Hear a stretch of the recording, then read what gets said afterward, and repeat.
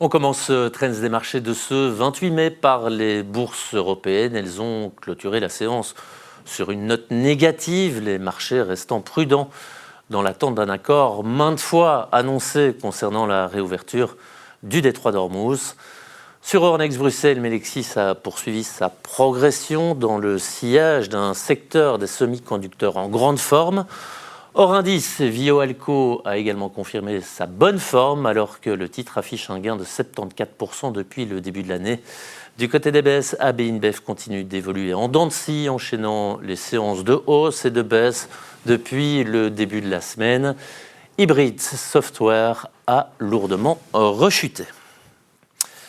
Depuis le début du conflit au Moyen-Orient, la Chine a démontré être mieux préparée que l'Europe, pour ne citer qu'elle, aux défis énergétiques actuels. En témoigne la bonne santé des voitures électriques chinoises ou encore la solidité des marchés. Vincent Juvins, bonsoir. Bonsoir. Vincent, la capacité d'adaptation de Pékin vous rappelle celle affichée par le Japon dans les années 70. Oui, alors le cadre de référence, finalement, face à cette crise qui s'éternise au Moyen-Orient, c'est souvent les années 70. Et c'est vrai que lorsqu'on se repenche à ce qui se passait alors, c'est vrai qu'il y a une économie qui est sortie renforcée de cette période, c'est l'économie japonaise, ou en tout cas qui a connu 2 décennies de forte croissance. Alors qu'est-ce qui a fait que le Japon, à l'époque, comme la Chine aujourd'hui, s'en est bien tiré? Le Japon était moins intensif en énergie, c'est-à-dire que pour produire le même PIB, il utilisait 50% d'énergie en moins que les États-Unis, donc moins touché par l'augmentation des prix de l'énergie. Et puis surtout, le Japon, comme la Chine aujourd'hui, vendait des produits industriels qui étaient plus efficaces en termes de consommation énergétique. C'était déjà des automobiles à l'époque. Ça a permis au Japon d'afficher une croissance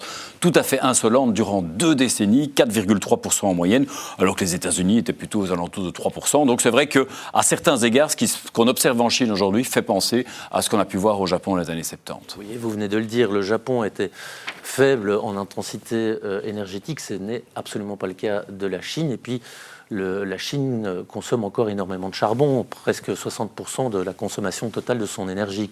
Pourquoi on les compare? Oui, alors vous faites bien de le remarquer. Cela étant, la Chine, c'est vrai, a toujours une intensité énergétique importante, mais elle l'a diminuée sensiblement ces dernières années. 25%, c'est un effort évidemment qui est tout à fait colossal.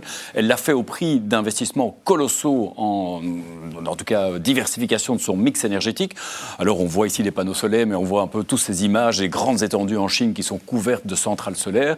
La Chine a, tenez-vous bien, augmenté ses investissements à 600 milliards de dollars en 2025. C'est à peu près 30% des investissements en la matière qui sont réalisés au niveau mondial. Donc une transition énergétique dans laquelle elle investit massivement pour elle-même, mais également pour le monde. Aujourd'hui, partout en Occident, on essaye évidemment de renforcer notre indépendance énergétique avec davantage d'investissements en solaire, en renouvelable ou que sais-je. Toutes ces technologies sont malheureusement pour nous fabriquées en Chine, où la Chine a des parts de marché qui sont tout à fait stratosphériques. Entre 50 et 90% notamment pour les pompes à chaleur, les batteries, les panneaux solaires et même les éoliennes. Je creuse encore, parce que là vous évoquez des technologies modernes qui n'existaient pas dans les années 70. Alors je reviens avec cette question, pourquoi ce comparatif avec le Japon? Alors vous l'évoquiez, les automobiles chinoises marchent aujourd'hui très bien. À l'époque, au Japon, c'est évidemment l'automobile qui a été un driver de croissance assez important. La part de marché sur le marché automobile japonais, marché mondial par le Japon était relativement minime au début des années 70, fin des années 80, ils étaient à 25%. Pourquoi ?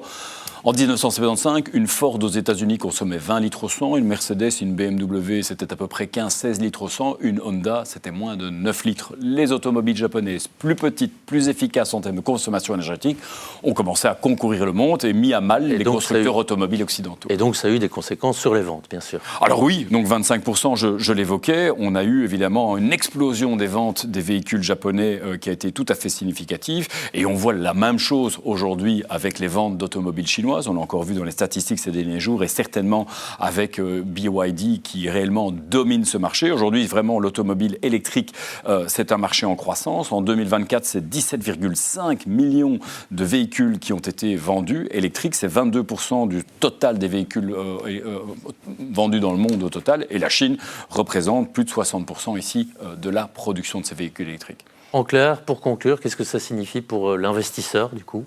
Si la Chine parvient à faire ce qu'on a vu avec le Japon dans les années 70, c'est-à-dire que la surperformance aujourd'hui qu'on voit des indices boursiers chinois et qu'on note sur un certain nombre de thématiques comme l'énergie renouvelable, comme la technologie, elle est probablement durable. Il faut se rappeler que dans les années 70, de 70 à 1989, la performance d'un indice comme le Nikkei 225 a été de 1500%.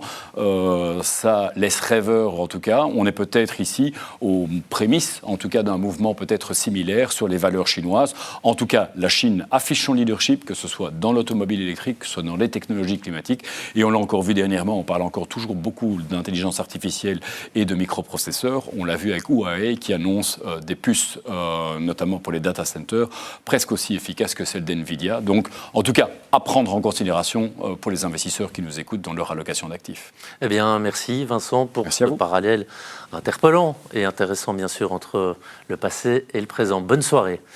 Voilà, c'est la fin de ce Trends des marchés. Vous pouvez bien sûr retrouver cette séquence sur notre site internet. Merci de nous suivre.